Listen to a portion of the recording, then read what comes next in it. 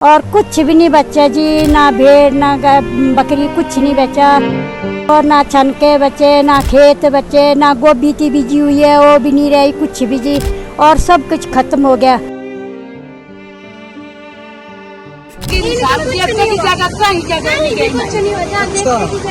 देवते की जगह को कहीं कोई नुकसान नहीं, कोई नुकसान नहीं। पूरी रात नहीं सोए सर, हमारे गौशाला चली गई, अपनी आंखों से हमने देखा गौशाला को जाते हुए। और रात नहीं आनी चाहिए कभी भी, वो जैसे हमने वो खड्ड देखी। नमस्कार, हिमाचल दस्तक में एक बार फिर आपका स्वागत है। मैं हूं आपके साथ मस्तराम डलैल।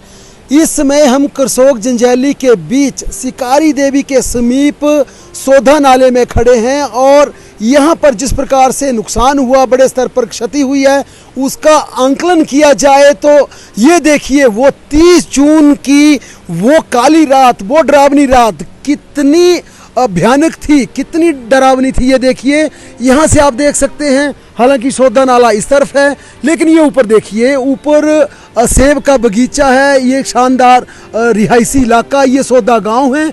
लेकिन जब उस रात को तेज बारिश हुई, बादल फटे, तो इस प्रकार से लैंडस्लाइड हुई और लैंडस्लाइड होते होते इस नाले को देखिए, ये नाला पूरी तरह से विशालकाय चट्टानों में, बड़े बड़े पत्थरों में तब्दील हो चुका है। और थोड़ा सा इस तरफ देखिए, ये मेटल रोड होता था, शानदार सड़क होती थी, लेकिन अब ये सड़क मार्ग चलने लायक नहीं बचे हैं। हालांकि ये एक छोटा सा ऐसा नाला जहां पर बादल फटा, जो कि सीधा नीचे जाता है, जंजैली से होके थुना की तरफ जाता है।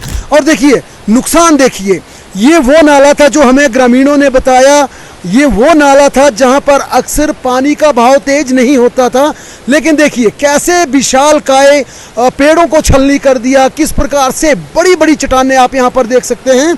और ये हम आपको बताने का प्रयास कर रहे हैं कि किस प्रकार से वो डरावनी रात, वो 30 जून की भयानक रात, कैसी वो रात थी जिसने समूचे सिराज क्षेत्र की जनता के लिए एक ऐसा मन में भय पैदा कर दिया, ऐसा डर पैदा कर दिया कि सिराज की जनता ये कहती है कि हे ईश्वर, हे भगवान, जीवन में सब कुछ देना, सब कुछ जीवन में देखने को मिले, लेकिन 30 जून वाली वैसी मनहूस और भयानक रात जीवन में कभी देखने को न मिले। हर कोई सिराज का व्यक्ति यही तमन्ना कर रहा है।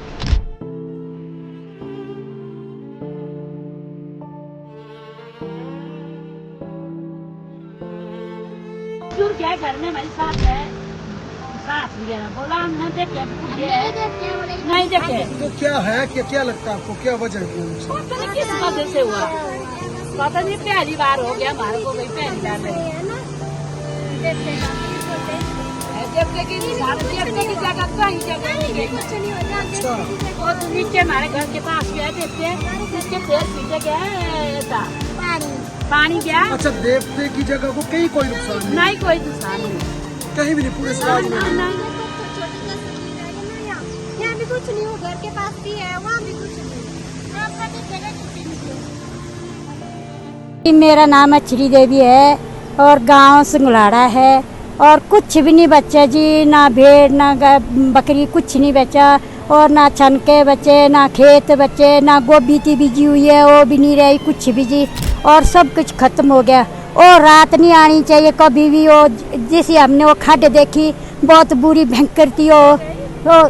बस सारी रात हम सोए नहीं, सारी रात ऐसे रहे, दौड़ते रहे, सारे गांव में ऊपर ऊपर चढ़ते रहे, कहीं भाई आए नहीं हमारे पास। बच्चे भी हमने रात को बहुत निकाले, खींच के निकाले बाहर।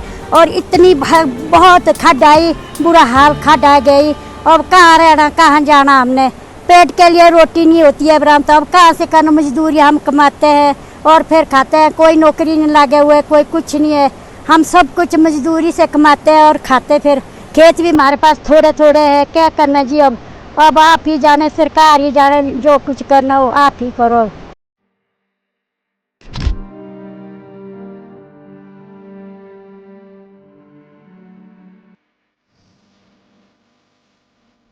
सिंगलवाड़ा से हूँ सर। उस रात 30 तारीख की रात को हम पूरी रात नहीं सोए सर, हमारे गौशाला चली गई, अपनी आंखों से हमने देखा गौशाला को जाते हुए। और फिर उसके बाद ऐसा हुआ जितना पानी ज़्यादा बढ़ता गया उतना ज़्यादा ये घर से सर सारे परिवार निकल गए। हम दूसरों के घर के लिए गए, पूरी रात सोए नहीं, पूरी रात देखते रहे कब घर जा रहा है, कब घर जा रहा है। वही ऐसा नज़दीक पहुंच गया।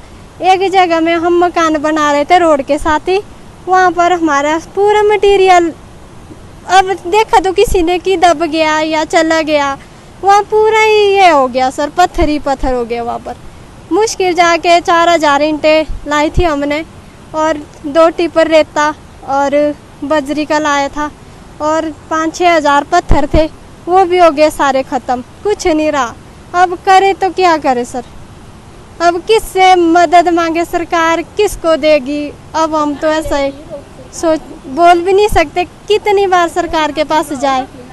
अब प्रशासन मदद तो कर रही हो, अब वो प्रशासन वहाँ जा रही है जहाँ जो बड़े बड़े लोग हैं। अब ऐसे एक एक के घर में तो आ नहीं रहे प्रशासन। जयराम जी आए सर, उन्होंने देखा, ऐसा भी बोला कि कर देंगे हम, कुछ न कुछ तो कर ही देंगे। अब क्या करें सर, आगे का तो पता नहीं, बच्चे तब ठीक है, ना बच्चे तब भगवान की।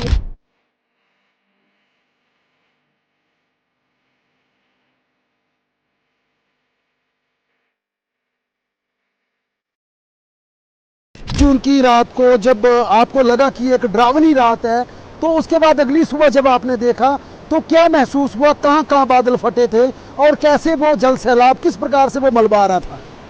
बुरा काम मलबा रहा, पेड़ पौधे आ रहे थे और यहाँ से बादल फटा और नीचे गौशाला और कई मकान चले गए। सरकार से हम यही चाहते हैं कि वो बड़े बड़े लोगों की मदद कर रहे हैं, गरीबों को कुछ पूछ नहीं रहा है।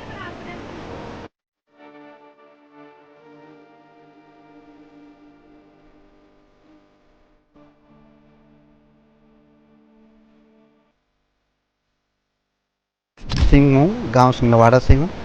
और खैर मैं इस रात को कभी ये नहीं कर सकता हूँ, क्योंकि 30 जून को जो हादसा हुआ वो उम्र भर भूलने के लायक नहीं है। मैं चाहता हूँ कि इस गांव में, क्या हमारे सराज में जहाँ तक भी देखा जाए तो वहाँ तक जितना नुकसान हुआ उसकी भरपाई के लिए सरकार को तो नहीं बोल सकते कि भी क्या होना चाहिए था, पर जो नुकसान हुआ है उसके बारे में अब हमें कुछ कोशिश, या सरकार को कुछ कोशिश करनी पड़ेगी और हमें भी कुछ ये करना पड़ेगा। नहीं तो ये हमारा जो है जो नुकसान हुआ है वो कभी पूरा नहीं हो सकता। जगह ज़मीन और मतलब भेड़ बकरियां और आदमी जान मान की हानि बहुत ज़्यादा हो गई है।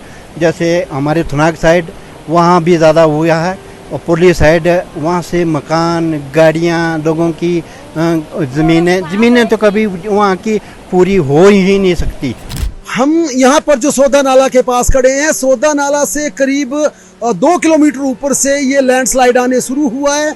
अलग अलग जगह पर, इस अकेले नाले की बात करें तो अलग अलग जगह पर बादल फटे हैं। शिकारी देवी यहाँ से करीब 8 से 10 किलोमीटर ऊपर है और शिकारी देवी से हर तरफ बादल फटे हैं, यानी कि इस तरफ भी बादल फटे हैं, दूसरी तरफ भी बादल फटे हैं। हालांकि जो बड़े स्तर पर नुकसान हुआ वो नीचे हुआ है, क्योंकि हम अभी शिकारी देवी से निचली तरफ खड़े हैं। यहाँ से नीचे करीब 5-6 किलोमीटर जंजैली है, फिर उसके बाद थुनाग आएगा, जहां पर सबसे खतरनाक तबाही हुई है, नुकसान हुई है। लेकिन इस नाले को देखकर आप ये अंदाजा लगा सकते हैं कि किस प्रकार का खतरनाक वो 30 जून की किस प्रकार की रात होगी, जिसने इस शानदार सड़क मार्ग को तहस नहस कर दिया। इस जो कि ये बिल्कुल मामूली नाला होता था, आप इस पुली को देखिए, छोटी सी पुली, जिसने कभी सोचा भी नहीं होगा कि इस पुली में कभी पानी आएगा। इस पूरे सड़क मार्ग से पानी बह रहा था, ये सड़क मार्ग टूट चुका है, चलने योग्य ये सड़क मार्ग नहीं बचा है, बिल्कुल क्षतिग्रस्त हो चुका है। और ये जो नाला है ये नीचे जाकर जंजैली में मिलता है और निचले क्षेत्रों में बड़े स्तर पर तबाही की है। हम इस आसपास के क्षेत्र की बात करें तो यहाँ पर लोगों का कहना ये कि घरों को जबरदस्त तबाही हुई है, बगीचों का नामो निशान मिट गया है, सड़कें चली गई हैं, पानी नहीं है, बिजली नहीं है, यानी कि दिक्कतें बड़े स्तर पर हैं। लेकिन लोगों को चिंता इस बात की है अब क्या होगा, क्योंकि अगर बात की जाए लोगों की जमीनों की तो ये ऐसी उपजाऊ भूमि थी जहां पर लोग सेब उगाते थे, फसलें उगाते थे। अब इतनी यहाँ पर भयानक स्थिति बन चुकी है कि जिनके कभी बगीचे हुआ करते थे, जिनके कभी सब्जियों के बड़े बड़े बाग हुआ करते थे, अब उन्हीं मालिकों को, उन बागवानों को अपनी जमीन को आइडेंटिफाई करना मुश्किल हो चुका है। कहां पर किसका बगीचा था, कहां पर किसका घर था, कहां पर किसका गौशेड था। इतना ही नहीं, अब रेवेन्यू डिपार्टमेंट को जब डिमार्केशन करनी होगी पब्लिक की कि किसकी जमीन कहां थी, उनके लिए भी आसान काम नहीं होगा। क्योंकि जहां पर कभी हरे भरे सेब के पेड़ हुआ करते थे, जहां पर कभी सब्जियां उगाई जाती थी, जहां पर कभी घर और गौशालाएं होती थी, वो अब खड्ड, नदी, नालों और पूरी तरह से कंक्रीट में बदल चुकी है, पूरी तरह से पथरीले नालों में बदल चुकी है। इसलिए ये बड़ा टास्क यहाँ पर रेवेन्यू डिपार्टमेंट को भी होगा।